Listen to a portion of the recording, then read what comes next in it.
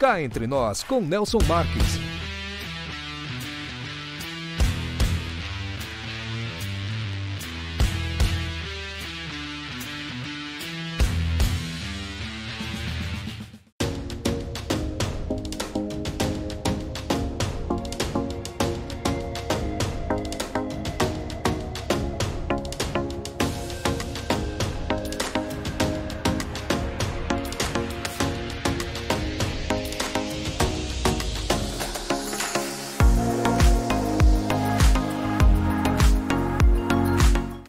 Você já conhece a indústria Marques da Costa? Fundada em 1964, a indústria Marques da Costa tem sido referência em excelência e inovação no setor açucareiro, revolucionando o processo de limpeza da tubulação dos evaporadores nas usinas de açúcar e álcool. Nossa trajetória de sucesso e crescimento nos levou a expandir nosso portfólio para além do setor sucroalcooleiro, oferecendo agora soluções avançadas para caldeiras, pneus e polimentos. Aqui você e sua empresa são nosso maior compromisso. Para mais informações, entre em contato conosco. Olá pessoal, estamos iniciando mais um Cá Entre Nós. E hoje aqui comigo está o pesquisador científico Joaquim Adelino de Azevedo Filho, especialista em botânica e agronomia, com vasta experiência na pesquisa e desenvolvimento de práticas sustentáveis para o cultivo da macaúba no Brasil. Com uma carreira dedicada à promoção da agricultura sustentável, Azevedo é conhecido por seu trabalho inovador na transição do extrativismo para sistemas agrícolas e mais eficientes e ambientalmente responsáveis. Sua contribuição tem sido crucial para oferecer novas oportunidades econômicas para os pequenos produtores rurais, transformando a macaúba em uma cultura de grande potencial industrial e social. Obrigado por aceitar nosso convite, meu querido amigo Joaquim Adelino Azevedo Filho. Seja bem-vindo ao Cá Entre Nós. Obrigado, Nelson. Eu que agradeço a oportunidade aí e gostaria já de deixar aqui um abraço aos seus ouvintes aí. Muito obrigado, Joaquim. Estamos aqui esperançosos e ansiosos para poder receber um pouco dos seus conhecimentos aí, especificamente sobre a macaúba hoje. Vamos falar bastante sobre macaúba. Muito obrigado por ter aceitado o nosso convite mais uma vez. Joaquim, como que você descreve a evolução do cultivo da macaúba no Brasil? Olha, o cultivo da macaúba em termos comerciais ou com perspectiva de comercial é bem recente. Tá. Mas ela já foi cultivada e espalhada pelo Brasil, primeiro pelos indígenas, né, que verificaram que era uma boa fonte de alimento e à medida que eles iam caminhando em suas aldeias, né, eles iam levando a macaúba aí para o Brasil, principalmente o Brasil Central. E também, não um passado muito recente, mas ela também foi muito utilizada pelos pequenos agricultores, seja pelo poder alimentício ou pela aplicação dos seus óleos aí para fazer o sabão caseiro, para fazer os cosméticos, né? Que a gente ouve as histórias aí do uso do sabão da macaúba para lavar o cabelo. Entre as mulheres isso aí era fantástico, como diz elas, né? Na época que não existia nenhum tipo de shampoo, o sabão da macaúba salvava elas de um bom visual aí, né?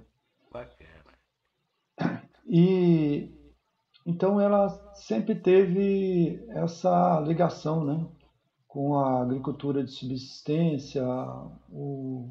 Quem conhecia o seu valor tinha ela por perto. Tá.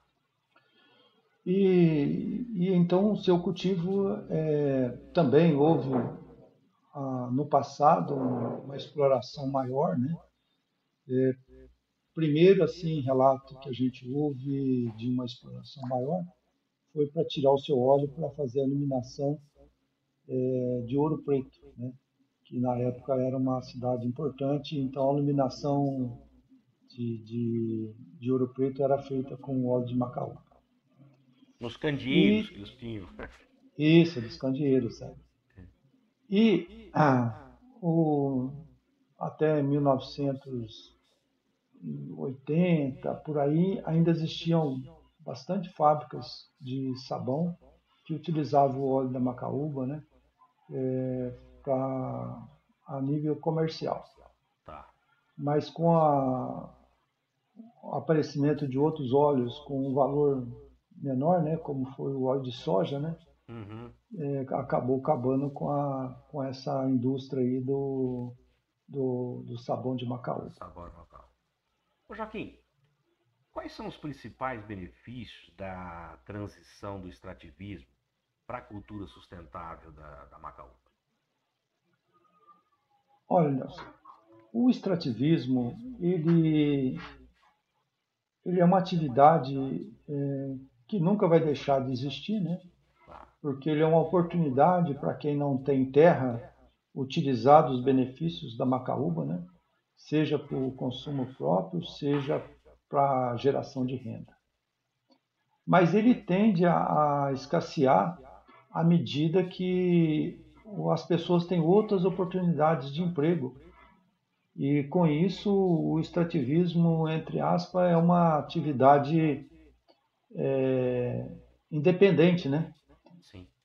A pessoa trabalha por conta, ele vai lá, extrai e depois vende o produto, né?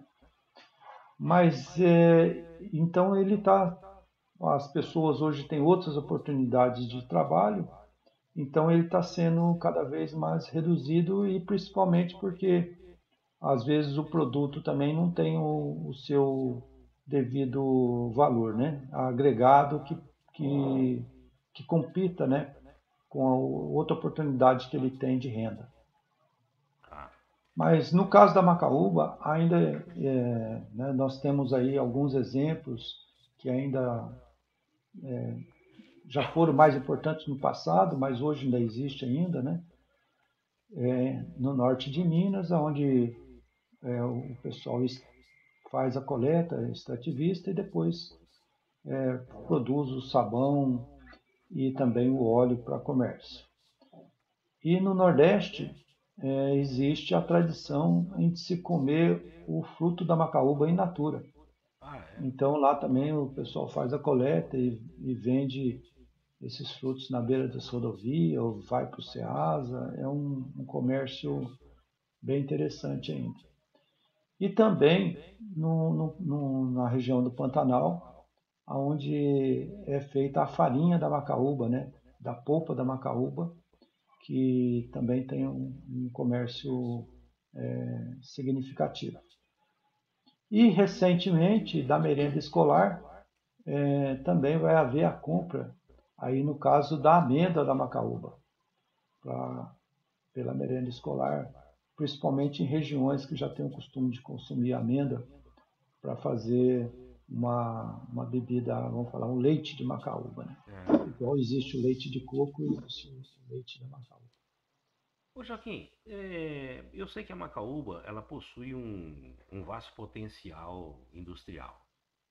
Além do sabão e do óleo, quais são os principais produtos derivados dessa palmeira?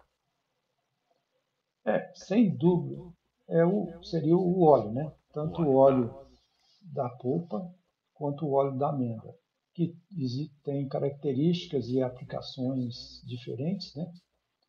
Que pode, né? O óleo da polpa, um óleo rico em ácido oleico, então muito bom para alimentação e também para aplicação em biocombustíveis. E o óleo da polpa, que seria um óleo muito mais cadeias mais curtas, ou da amêndoa, cadeias mais curtas, e que seria utilizado para cosméticos, mas também para alimentação, principalmente desses recheios de bolacha, essas coisas assim que precisa de uma gordura mais saturada. Joaquim, esses Além óleos têm disso, duas cores, não tem esses óleos? ah, Eles têm duas cores, né? Tipo assim, o da polpa ele tem uma coloração isso, o óleo da polpa, né, normalmente varia de acordo com os carotenoides do fruto, Ah, ele pode variar de um amarelo bem clarinho até um amarelo mais escuro, ah, dependendo da quantidade de carotenoide que existe na polpa do fruto. tá. Agora, o da amêndoa sempre será branco, né? E a outra característica dele é que na temperatura mais amena ele vai solidificar, né? Tá. Porque são óleos de cadeias curtas saturadas. Bem, além dos óleos, aí a gente ainda tem outros produtos, né? Porque à medida que você extrai o óleo, você tem duas polpas, a torta da polpa e a torta da amêndoa, que tem desde a aplicação mais nobre, que seria para alimentação humana, em várias aplicações, quanto também para alimentação animal e teria também uma vasta aplicação dessas tortas para alimentação,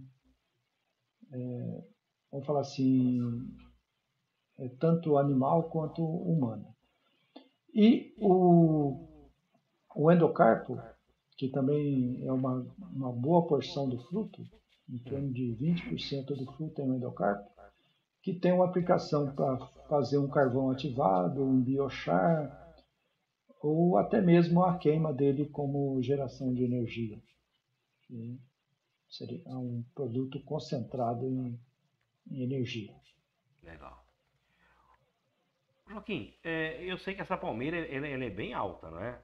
A macaúba é uma palmeira alta. Sim, E o tronco sim, dela, se não me falha a memória, é cheio de espinhos. certo. Como que é feita a coleta disso? Os frutos, o melhor ponto de coleta, que ele está no seu estágio máximo de maturação e Hum. produção de óleo, é quando ele cai no chão. Ah, do chão, tá. Então esse ele estaria no seu máximo De de aproveitamento ali. qualidades. Tá. Mas ao mesmo tempo, isso para efeito de extrativismo, o pessoal cata esses frutos no chão em boa qualidade. Mas para um efeito de produção maior e coisa, Indústria, a tá. ideia é coletar o cacho inteiro. E aí esses cachos são coletados com um podão, né? E na frente, na ponta dele, com uma faca, ou tipo um instrumento cortante que Uma você vai foice, derrubar né? o cacho. Tá. Então é. E aí você tem né, a coleta de cachos. Tá, legal. É porque eu imaginei como é que faz pra subir nessa. Primeiro que é alto É, pra não dá. caramba. E cheio de espinho, como é que chega? Não consegue, não Sim. vai subir. É, a macaúba, ela existe uma variabilidade enorme para a questão da altura também. Ah, tá. Mas a gente já acha plantas produtivas de 4 metros, né, no início de produção, até as plantas mais altas que a gente encontrou até nas nossas andanças por aí, seria 24 metros. Mas mas o normal aí, assim, a maioria delas está entre 10 e 15 metros.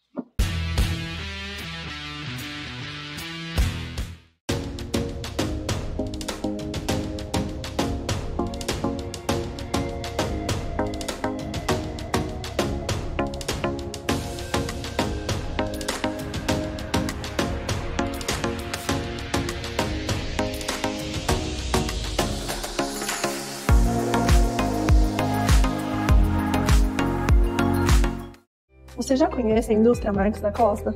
Fundada em 1964, a indústria Marques da Costa tem sido referência em excelência e inovação no setor açucareiro, revolucionando o processo de limpeza e da tubulação dos evaporadores das usinas de açúcar e álcool.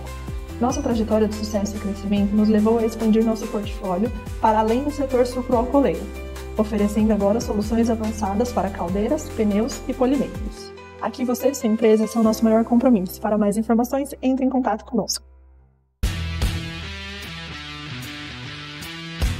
Quais são as técnicas agrícolas que têm sido desenvolvidas para o cultivo sustentável da macaúba? Ó, o mais importante técnica que se desenvolveu para que se permitisse o cultivo da macaúba Ah, foi a questão da germinação.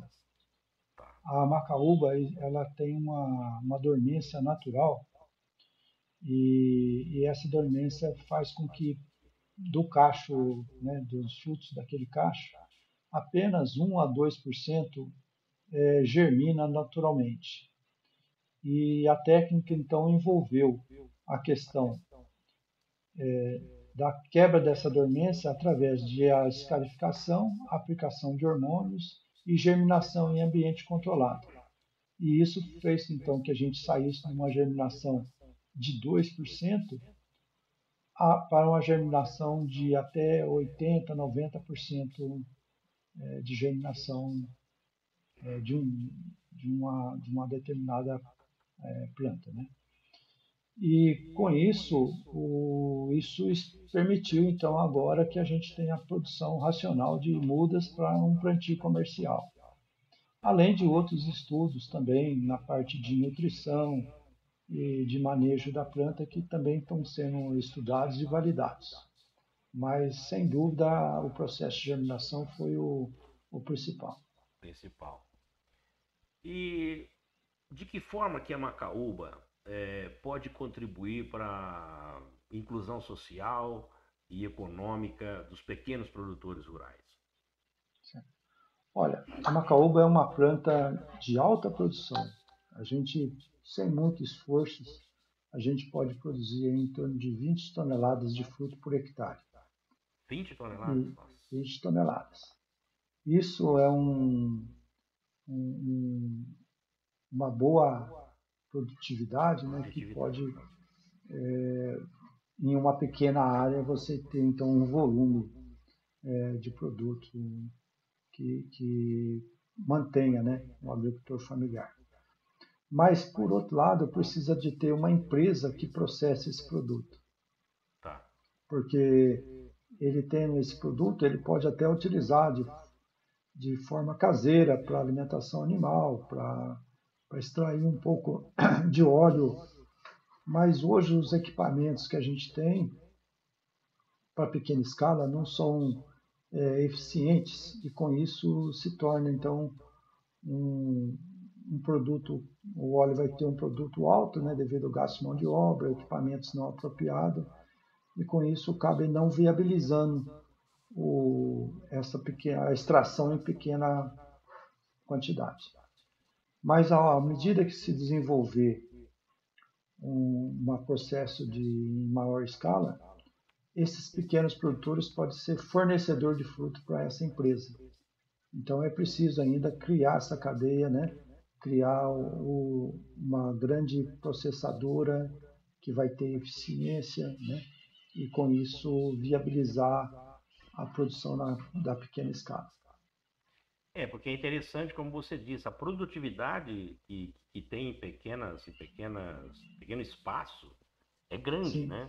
Então dá para realmente, se tiver como você disse, uma indústria para processar tudo isso, dá para o pequeno produtor pensar em tirar uma parte para ele se sustentar ali e vender para os produtores, aliás, para os processadores em quantidades maiores. Né? Isso. E a E Nelson, rentabilidade e além disso, a macaúba tem uma vantagem que ela permite o cultivo de outras espécies, né? o consórcio, vocês fazem um Um consórcio. consórcio, exatamente. Perfeito. Então, o produtor não precisa ter uma área específica de produção de macaúba. Isso Ele pode ter a produção de macaúba consorciada com espécies alimentícias, milho, arroz, feijão, mandioca, né? Algumas espécies no começo, quando a macaúba, o início dela, a macaúba é uma espécie pioneira, então ela gosta de sol, bastante sol. Então, no início, é interessante que as culturas sejam mais baixas, tipo um feijão, um arroz, né? E à medida que ela vai crescendo, você pode pôr um milho, uma mandioca, que é mais alta, né? Ou então fazer uma linha mais espaçada, né? Que você possa cultivar essas culturas também sem prejudicar a macaúba. E com pastagem. A única coisa que com pastagem é preciso esperar que ela atinja uma altura aí de 1,5 m e tal, para que os animais não consumam a folha dela, que é muito apetitosa, né? Ah, é? Então, aí a partir do que ela atingir uns 2 metros de altura, o gado já não vai comer as folhas baixeiras, mas as folhas mais novas vão estar protegidas, né? Legal. Ou seja, não pode ter sombra. Ela tem que ter sol. Exato, E o, sol res- e, direto o- na e- cabeça. e o restante vai se adequando às alturas que ela tem, você vai mudando a sua cultura embaixo. Isso. Muito interessante.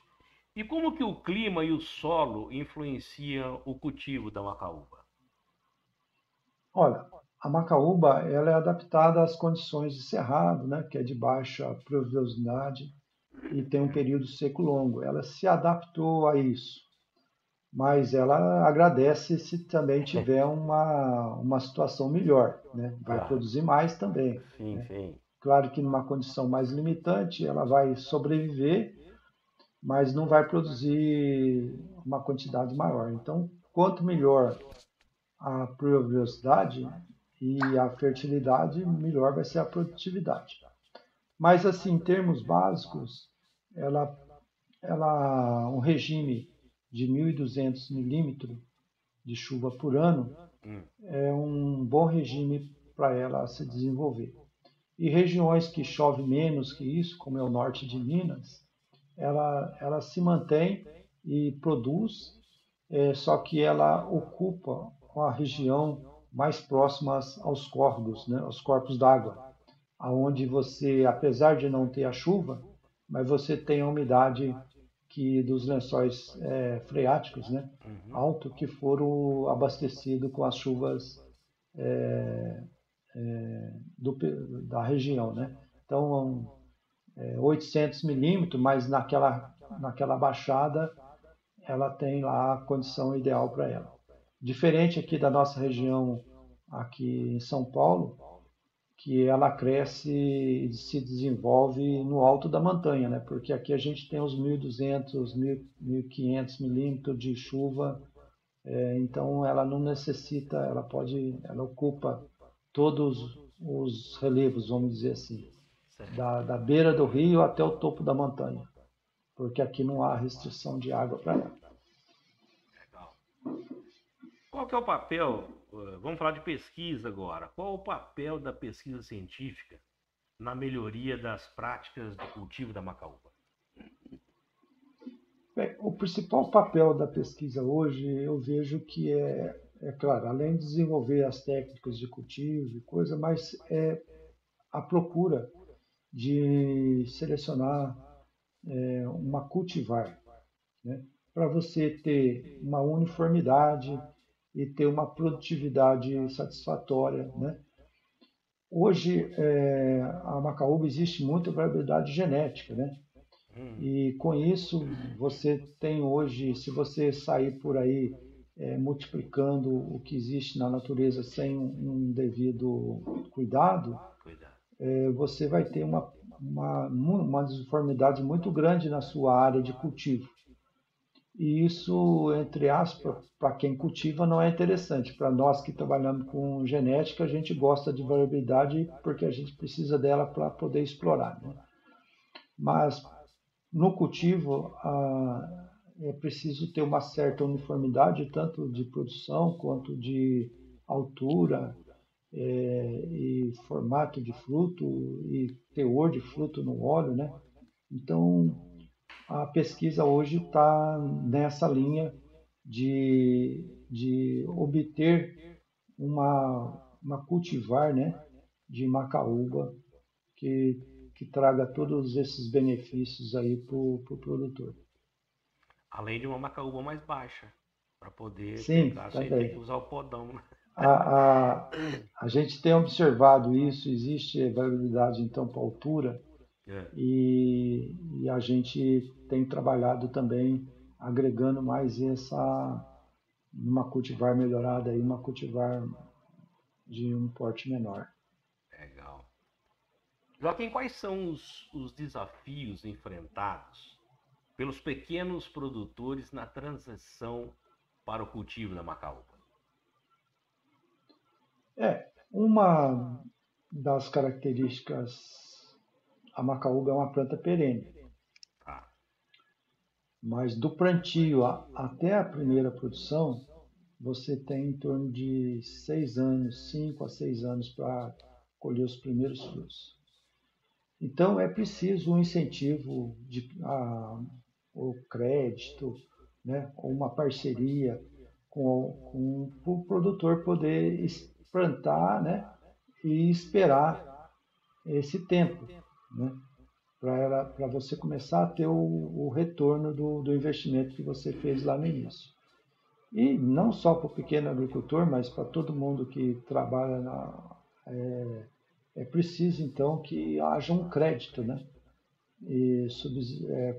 Para você poder ter esse crédito para plantar e ter um tempo de acordo para depois você começar a pagar esse financiamento, né?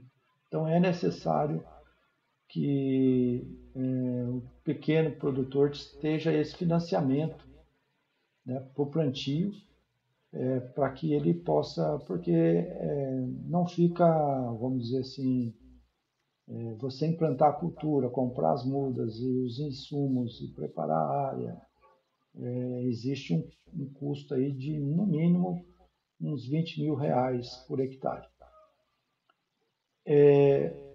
A outra alternativa, a outra, vamos falar assim, contrapartida que acontece é que ela, nesses 6 anos, que antes dela começar a produzir, você pode ter outras culturas consorciadas, né? Sim. Então isso ajuda um pouco. Mas, de qualquer forma, um financiamento, um crédito para o início de plantio seria um bom pontapé. E isso foi viabilizado recentemente, porque agora a Macaúba já tem o ZARC. Esse ZARC é o zoneamento agrícola da região, que tendo o ZARC, o banco pode financiar a cultura. Sem esse zoneamento, o banco não pode fazer financiamento. Joaquim, você comentou uma coisa interessante aí, entender um pouquinho e ver se a gente consegue passar isso de uma maneira mais em forma de grana, de dinheiro que o pessoal se interessa. Então você comentou que com 20 mil você precisaria de pelo menos uns R$ 20.000 para você fazer uma área aí de um hectare, por exemplo. Certo. Sem contar com a parte de consórcio. Esses R$ 20.000 com a coleta da macaúba, quanto que renderia para o produtor? Tem-se uma ideia? Utilizando tudo isso que a macaúba oferece? Sim. Olha, a gente, claro, vai variar de produtor para produtor, mas a gente fez um estudo e, tipo assim, a macaúba iria pagar as despesas aos 16 anos de idade, né? Então, quando ela tivesse com 16 anos, ela teria pago todo o investimento e dali para frente ela começaria a dar lucros, vamos dizer assim, né? Mas como era uma cultura longeva, isso aí no mínimo 50 anos a pessoa pode explorar essa cultura, né? Porque a gente, nas nossas pesquisas, nos nossos trabalhos que a gente tem feito e conversado com os agricultores, ela é muito fácil a gente encontrar plantas aí que a pessoa fala assim, ó, essa planta tem 100 anos, porque eu era pequeno, meu pai já falava que ela já produzia, né, há tantos anos. Então é uma cultura muito longeva. Mas de qualquer forma, esse investimento, ele, pelos cálculos gerais, assim, vai depender de cada produtor, como é que ele investiu, qual a cultivar que ele plantou, mas em termos aí seria em torno de 16 a 20 anos para você obter pagar tudo que você investiu e começar a ter lucro, né? Então é realmente, como você diz, long play. Exato. Mas o quilo, vamos dizer assim, hoje da macaúba, ele está em torno de, no mercado, em torno de 50 centavos o quilo. 20, então, vamos fazer o cálculo, 20 uma lavoura toneladas. com 20 toneladas, assim, eu disse 20 toneladas, mas também não é na primeira colheita, né? Sim, claro. Seria lá pela quarta, quinta colheita, quando a planta vai estar com 10, 12 anos, que vai começar a estabilizar a produção também, né? Então, aí ele teria essa produtividade de 20 toneladas por hectare. Beleza. Joaquim, quem foi o precursor da macaúba no Brasil? Você sabe me dizer? Quem que distribuiu isso? Vamos dizer assim, a macaúba já teve, como eu disse, né, seus altos e baixos E ela vem lá de atrás, longe, né? lá atrás. De longe, Então, desde do indígena, né, que viu ela como fonte de alimento e carregava ela por onde ele caminhava, depois veio também os colonizadores, né, e os pequenos agricultores depois, né, que também os ribeirinhos que faziam o extrativismo. E agora mais recente, as indústrias viu na macaúba como uma alternativa interessante para produzir o biocombustível, né? Seja o combustível mais simples, né, hoje, que é o nosso biodiesel, mas as empresas já estão de olho nos combustíveis mais nobres, né, que seriam os SAFs, né, para aviação e etc. Disse que acho que o grande combustível aí, que inclusive é um problema, é o da aviação, né? Então, o combustível da aviação, Poluente, né? Muito forte. E além de que a companhia, né, as empresas de aviação assumiram um compromisso de que não iriam aumentar os voos, mas sem aumentar a poluição. E aí uma maneira dela conseguir isso é usando um combustível não fóssil, né? Para poder, elas têm utilizado ainda a forma de comprar créditos de carbono para poder neutralizar a sua emissão. Mas isso é limitado, né? Vai chegar uma hora que os créditos de carbono vão ficar tão caros que ela vai preferir ou vai ter que utilizar desses combustíveis renováveis. Então, vamos falar assim, o futuro seria esse, né? Joaquim, essa questão do crédito de carbono também, como que ele é direcionado realmente para a floresta, para replantar? Duro você controlar isso, né? Sim, existem várias formas, várias acreditações que estão sendo feitas hoje, não só no Brasil, mas no exterior. No Brasil também isso está sendo regulamentado. Mas a gente tem, no caso da macaúba, já existem alguns plantios que estão sendo feitos para crédito de carbono, né? Uma vez que ela também vai ter a produção de crédito de carbono aí muito alta. Primeiro, pelo próprio desenvolvimento da palmeira. Segundo, o endocarpo, que é gerado no fruto, né? Ele é uma fonte de carbono que está ali fixa. Se você não queimar esse carbono e incorporar ele no solo ou utilizar ele como madeira, como algum objeto, né, como você fixa carbono, né? Fixa Então é uma carbono. maneira também Se você não fizer dele o carvão, né? Isso, Aí você fixa, né? Então, por exemplo, ele pode ser usado na construção civil como brita, né? Pode ser usado fazer já existe tecnologia hoje que você faz um resíduo com ele faz uma resina e ele faz como se fosse madeira, né? Então você fixa o carbono. Legal. Joaquim, cá entre nós, o que falta para que a macaúba se torne uma commodity de destaque no mercado nacional e internacional?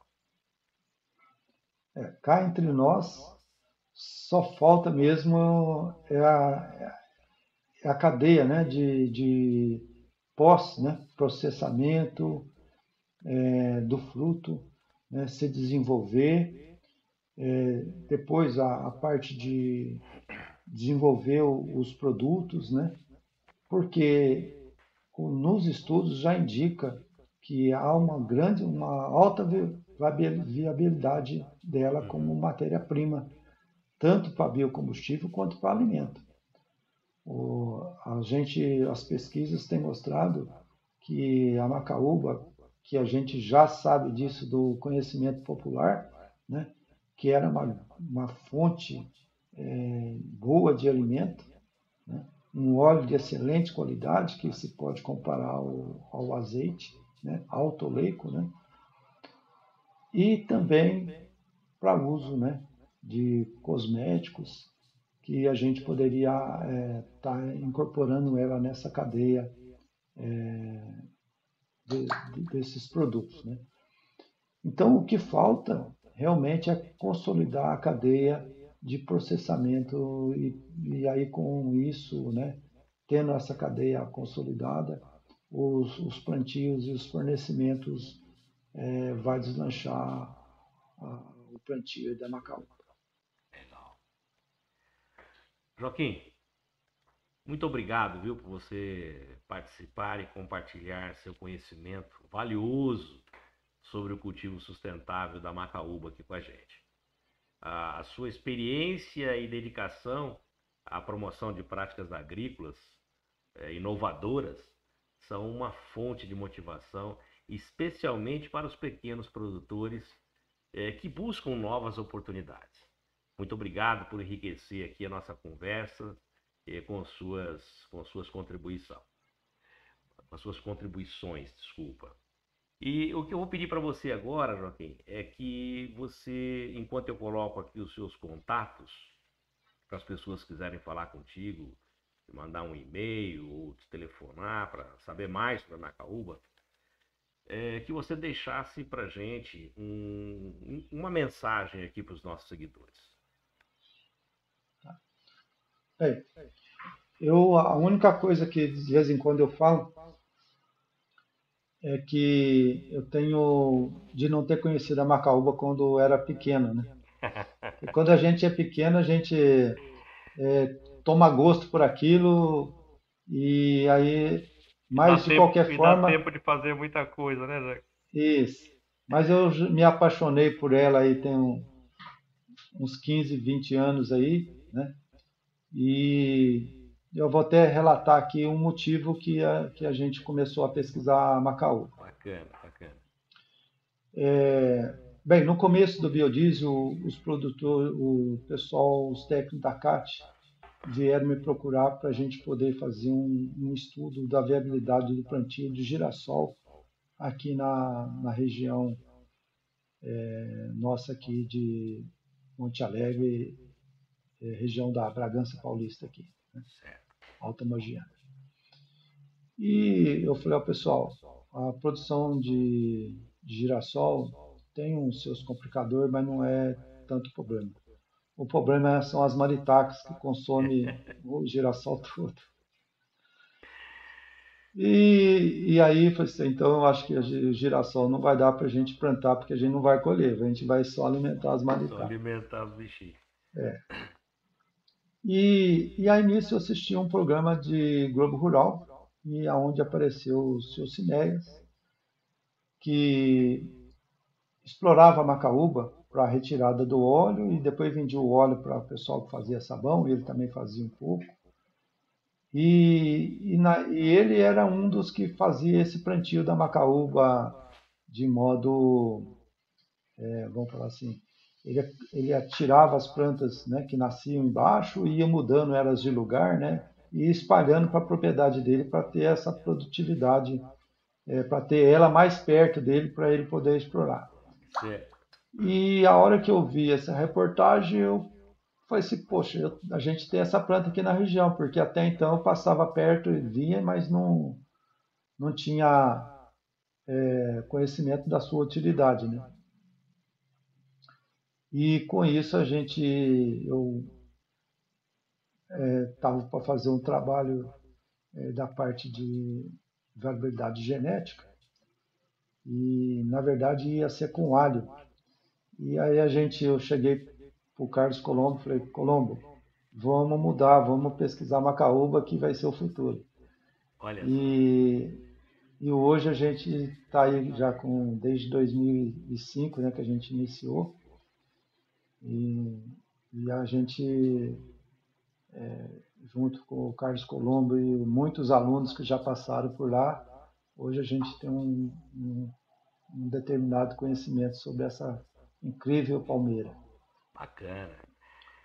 Eu gostaria que você aproveitasse, então, já que você já deu esse depoimento pessoal aí, que você falasse um pouquinho, daqui uns dias nós vamos ter aí o Congresso de Macaúba, né? O primeiro Congresso Internacional e segundo nacional. Gostaria que você falasse aqui, que Isso. vai ser aqui no Instituto Agronômico de Campinas. Eu gostaria que você falasse um pouquinho e convidasse as pessoas que estão nos assistindo para que participem, né? Que pudessem participar aí desse evento, que vai ser bem bacana, os estudos que vão ser demonstrados nele, né, Joaquim? Sim, e no Congresso, né, como a gente, além do conhecimento que nós geramos aqui, né, vão ter das outras regiões, né, como o pessoal da Universidade de Viçosa, norte de Minas, com os colegas também das universidades, e além do pessoal da Alemanha, que também tem visto a macaúba aí e estudado ela, Bons ou olhos. em parceria com a gente, ou com outros países também, né, do Mercosul, que já explora a macaúba, como é o caso do Uruguai, né? Uhum. O Uruguai tem uma exploração do óleo da amêndoa muito antigo, mas também com base no extrativismo, e que está, entre aspas, em decadência, né? Legal. Então, a gente vai ter todo esse pessoal reunido aqui e mostrando essas experiências aí. Só para confirmar, então, vai ser o primeiro Congresso Internacional e segundo nacional da Macaúba vai ser no Instituto Agronômico de Campinas, daqui uns dias, né? Nós estamos agora em outubro, vai ser de 23, 24 e 25 de outubro. É isso, Joaquim? Exatamente. Legal. Então, as pessoas aí que estão assistindo a nossa entrevista e a curiosidade, como o Joaquim mesmo disse, aguçou a curiosidade, né? Porque eu não conhecia antes, que venham, aproveitem a oportunidade e participem aí do nosso congresso, que vai ser muito bacana. Bom, pessoal, seguinte, conversei aqui com o meu amigo e pesquisador científico Joaquim Adelino de Azevedo Filho. A semana que vem nós teremos uma nova entrevista e, é claro, sempre contando com você que nos segue nas redes sociais e que também sempre está enviando o seu e-mail sugerindo aí as pautas a serem tratadas aqui semanalmente. Joaquim, mais uma vez, muito obrigado por sua participação aqui no nosso programa e também a todos que ficaram conosco até agora. Nosso muito obrigado pelo carinho da audiência e até a semana que vem com uma nova entrevista. Solta a vinheta. Cá entre nós com Nelson Marques.